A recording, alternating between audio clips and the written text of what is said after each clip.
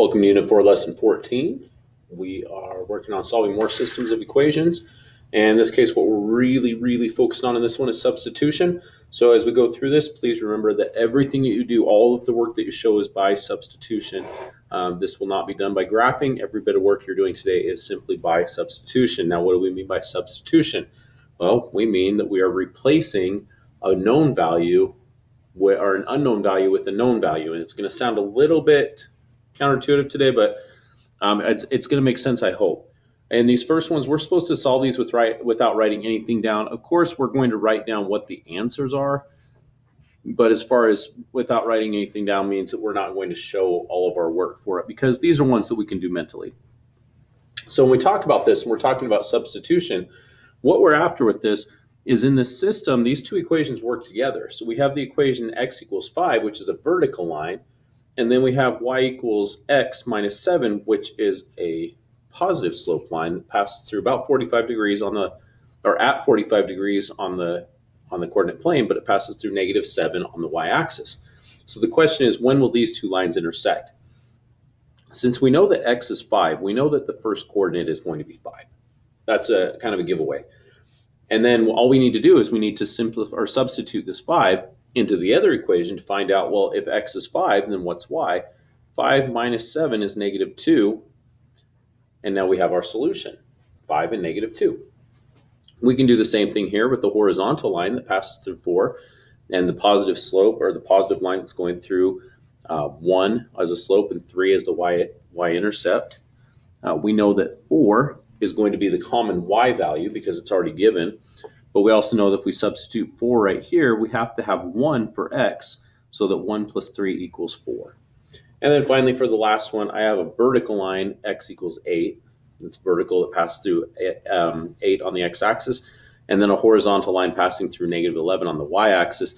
This one is actually kind of just a giveaway. You have no other option but for x to be 8 and y to be negative 11. Because if you substitute those, negative 11 has to go here to make this true. 8 has to go here to make it true.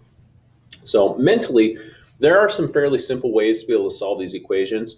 But as we get working into these, we do have to show our work to be able to actually show how to solve these equations. The next part of this 14.2, this is an activity where you are going to actually challenge yourself. I am going to demonstrate 4 of these. The ones that are circled are the ones that I'm going to demonstrate. Then there's 4 more that have the dots on them that you are going to solve. And then there's the ones that are uncircled that has to do with part of the work as well. And here's how you're going to do that. You have a Google form that's going to be on here that you get to work through, obviously with your name, the class period that you're in. Select 7th grade because that's where you're at and you're doing amazing. And then you have to challenge yourself. These first 4 problems are the ones that are required, as I indicated on the other paper with the dots. You're required to do item B, F, G, and K.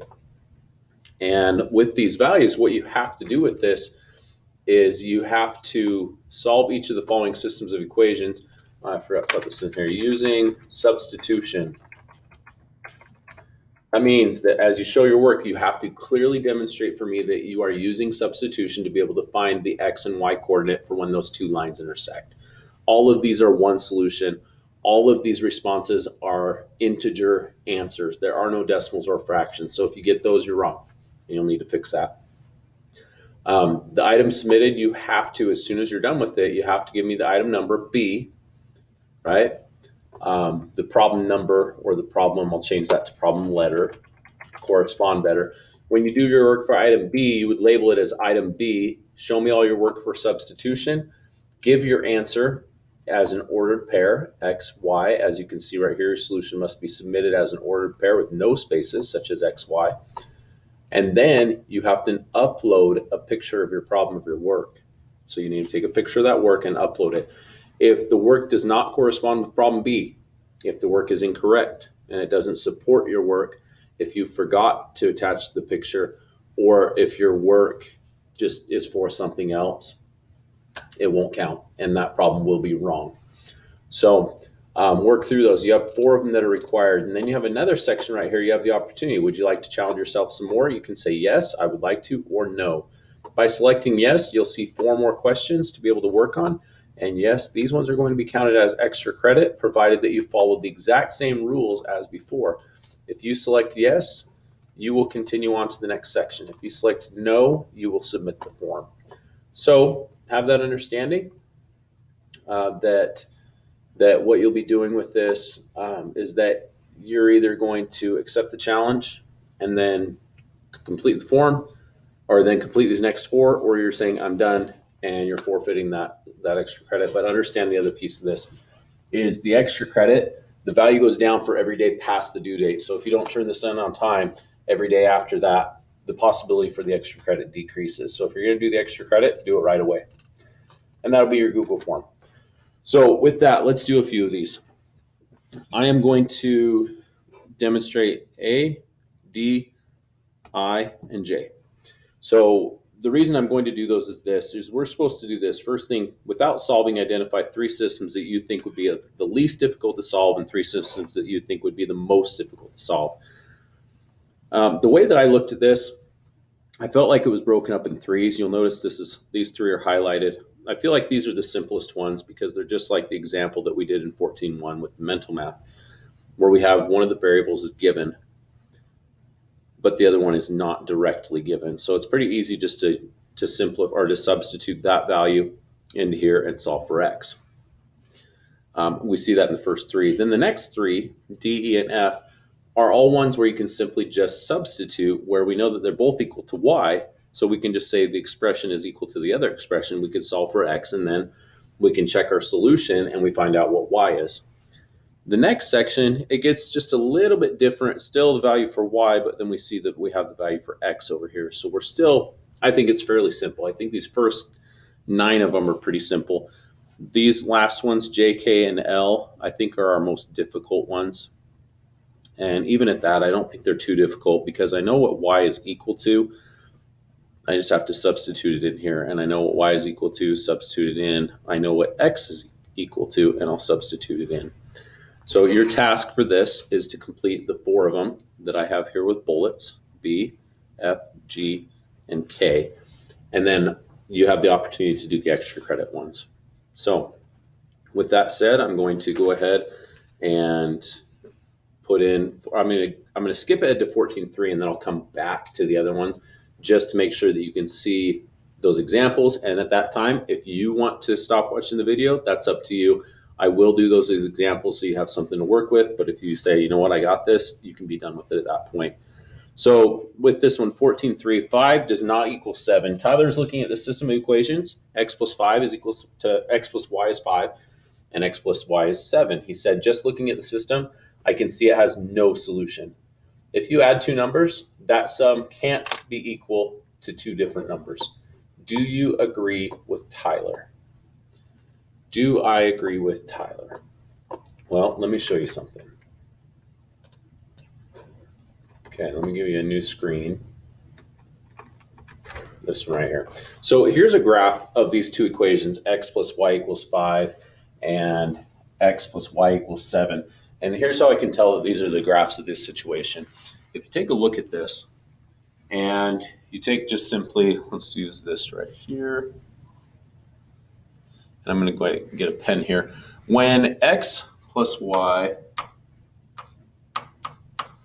equals 7. So this is the blue dots. If I take x and I make x equal to 0, then y has to be 7 to be able to make it true. And that creates this point right here. If I take x or if I make the y equal to 0, and then that means that x has to be 7, I get the point down here. And what we see is a line can develop right here where we recognize that there's a slope in each of these points here, right? And this is, of course, is just a short section of the line. But then when we look at the other one, the black pen, let me make sure that's actually black. I don't know why that's not showing it. Okay. And then when I look at the other one, x, that's not black. X plus y is equal to 5. I can think about the same thing. 0 plus 5 equals 5, and 5 plus 0 equals 5. And what I'm doing here is I'm using my my intercepts. By using my intercepts right here, I can recognize that where these two lines are supposed to go, and I can fill in based on the slope. So if I were to actually just draw a line through here, I could see that these two lines are actually going to be parallel. And when these lines are parallel, that guarantees that these lines are actually never ever going to intersect. Now, how can I tell if I have intersect or parallel lines? Well, what I can do with this, and when I'm looking at these, that was odd. Maybe I don't know how to use that eraser. So what I can look at with this is when I'm looking at these two lines, let's see if I can get a different color. No, x plus y is equal to 5, and x plus y is equal to 7. What I'm really looking at right here is the beginning value. Again, I'm coming back to this piece about how many solutions there are, and I'm looking at my variable terms. I recognize that my variable terms are exactly the same values in each of those two expressions, meaning that, this one should have been 7. Meaning that if these two were equal values, if these two were anything other than no solution, we should be able to say x plus y is equal to x plus y. But here's the case with that. X plus y is equal to 5 in one situation, it's equal to 7 in another, which we know is absolutely not true. It is impossible to have a solution where one number x and one number y as an ordered pair can be added up to have a sum of 5 and 7, because it's just impossible. I mean, thinking about it logically, at this point, I think I've just kind of overdone it. But thinking about it logically, it is impossible. So do I agree with Tyler? Absolutely, I agree with Tyler. It's impossible to have a value for x and a value for y that can be added together and equal two different numbers. It just won't work. So if you've had enough for right now, you are welcome to go ahead and stop the video and get going on your homework. Thanks for checking in. In the summary, this goes over all the exact same stuff that we've talked about. Sorry. Let me go ahead and clear that so you can see what's going on. In the summary, if we have a system of linear equations where one of the equations is in the form y equals something and x equals something, you can solve it algebraically by substitution. The basic idea is to replace a variable of the expression and it's equal to, so it's equal to that spot. So if you know x is 5, you plug in 5 for x just like we saw. And then we can go through this whole solution or this whole system with this, where we substitute that value. Since y is equal to 5 times x, we can take that value of 5 times x and plug it in for the y. Notice that it is in parentheses. Please, when you use substitution, use parentheses. We can solve for x at this point. 2x minus 5y is negative 3x, and negative 3x equals 9 leaves us with x must be equal to 3. Once we know what x is, we can substitute for y, and then substitute that value for x to be able to solve for the y coordinate. So the y coordinate in this case would be negative 15. We can verify this system by graphing. So understand that graphing is a system for us to verify with, but that is not the method that we are using to solve with. So feel free to go ahead and do your graphing. Desmos.com/calculator is a great resource to be able to graph these lines. That's enough information to be able to do this. So we didn't know it at the time, but we're actually using substitution in the last lesson as well. When we talked about this, I already talked about this piece. Since they're both equal to y, what we're looking at is these two expressions. Since they're equal to the same thing, then these expressions must also be equal to themselves as well. So that's it for that part of the lesson. I will go ahead and show the rest of this on 4 of those questions from Challenge Yourself. You're welcome to check out, but thanks for stopping in. If you stick around, thanks for doing that as well. And here we go with problem A. Problem A. So problem A, what we're looking at with this one is we have a system that's y is equal to 4 and x is equal to negative 5 times y plus 6. What I need you to do to show me your work is I need this. I need to be able to see that you are substituting. Of course, item A. Okay? When you use substitution, what I should see in this equation is I should see x is equal to negative 5 times 4 plus 6. X is equal to, this is negative 20 plus 6, so x must be equal to negative 14. And then from there, what I want to see is your solution. I have x is negative 14 and y is 4.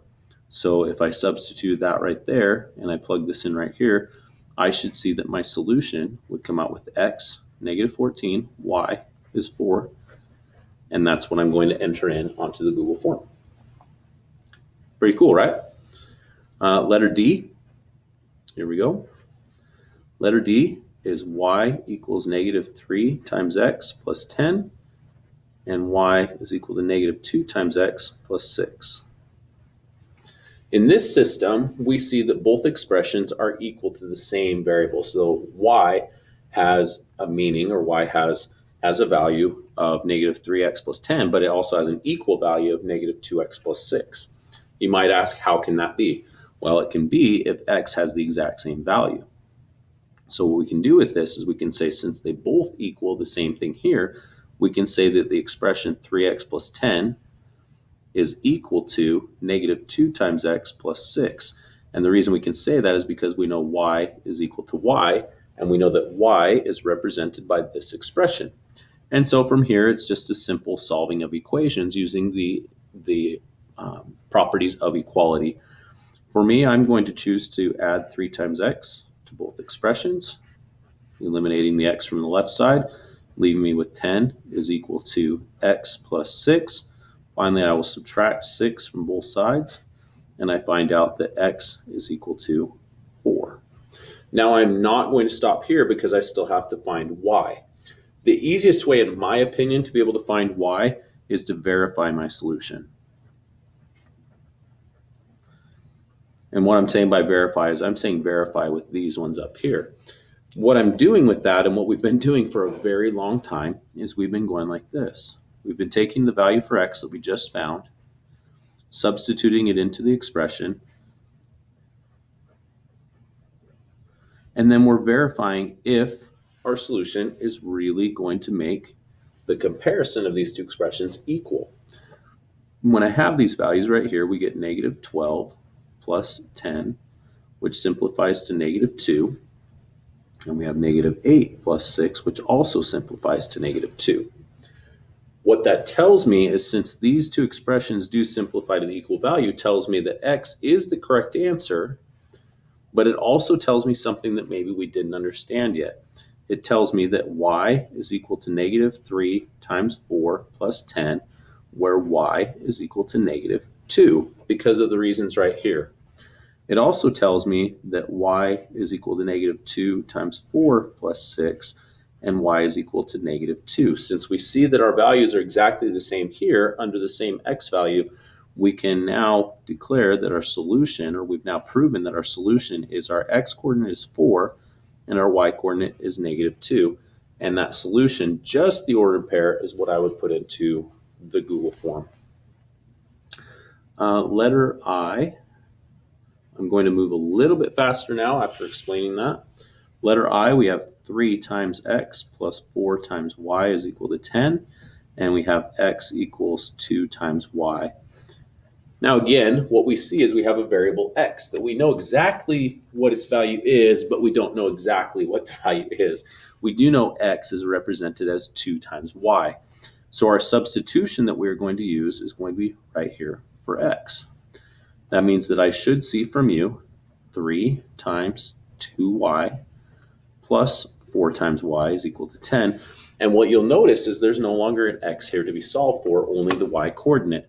And so my next step is to simplify by combining terms, or by multiplication and then combining like terms, which is 10 times y is equal to 10. I learned that y is equal to 1. When I know that y is equal to 1, I want to go back to my two equations, and I say 3 times x plus 4 times 1 is equal to 10, and I want to verify this other equation here, that x is equal to 2 times 1. Now, if I'm thinking ahead on this, I see 2 times 1 is much easier to solve, and I know that x, or I believe x is 2. And what that does for me is, taking the simpler of the two expressions, I can actually plug that into this x as well now and say 3 times 2 plus 4 times 1. And I want to know, is that a true statement? And I have 6 plus 4 is equal to 10. Sure enough, that is true. That tells me that my solution for this system of equations is x equals 2 and y equals 1. And I know that that solution is true because it makes both equations true at the same time. Final one I'm going to show you is item L. The equation x plus y is equal to 10 and x equals 2 times y plus 1. Again, we know the value of x, and so I get to substitute that value in for x. I would see that 2 times y plus 1 plus y is equal to 10. Combine my like terms, 2y and y is 3 times y plus 1 is equal to 10. Subtract 1 from each side to give me 3y is equal to 9. And my y coordinate, I'm going to do something just a little bit different. I'm going to start my solution set right here. Y would have to be 3. Now going back to what we talked about here, both of these equations need to be proven and we need to be tested. I think the easier one to test in right here would be this first equation, just because I know if this is 3, then that has to be 7. I think it would be equally easy to substitute y right here and just get x by itself. So the first one, x plus 3 equals 10. So this is x plus y equals 10. So x plus 3 equals 10. X must be 7 to make this true. So I believe x equals 7. And so now I'm going to test the second one, x equals 2 times y plus 1. Only this time I'm going to put 7 for x, 2 times 3 plus 1, and I'll verify that that is really going to equal 7. And sure enough, it does. So my solution for a letter L is 7 and 3. There's 4 examples for you. Thanks for hanging in with me. Go ahead and go over and do the Google form, and then go ahead and get into your homework after you're all done with that. Thanks for sticking in. Have a great day.